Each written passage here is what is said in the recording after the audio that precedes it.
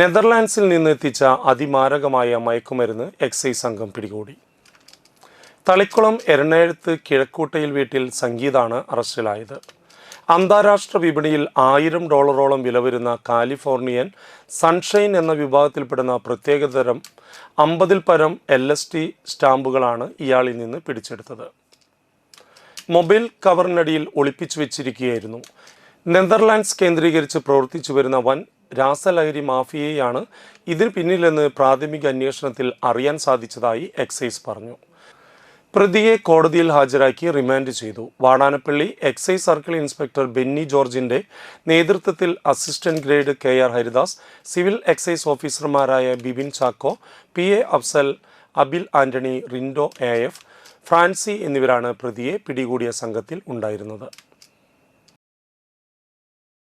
Vadanappally excise circle ഇൻസ്പെക്ടറുടെ നേതൃത്വത്തിൽ നടത്തിയ പട്രോളിംഗിൽ ലഭിച്ച രഹസ്യവിവരത്തിന്റെ അടിസ്ഥാനത്തിൽ 50 LSD സ്റ്റാമ്പുകളുമായി സംഗീത് എന്ന ആളെ പിടികൂടുകയുണ്ടായി. ന്യൂ ഇയർ, ക്രിസ്മസ് ആഘോഷങ്ങൾക്ക് വേണ്ടി ഡാർക്ക് ബുക്ക് വഴി വരുത്തിയ സ്റ്റാമ്പുകളാണ് ഇന്ന് പിടികൂടിയത്. ഇന്റർനാഷണൽ മാർക്കറ്റിൽ $1000 വരെ വില വരുന്നതാണെന്നാണ് അറിയിച്ചത്.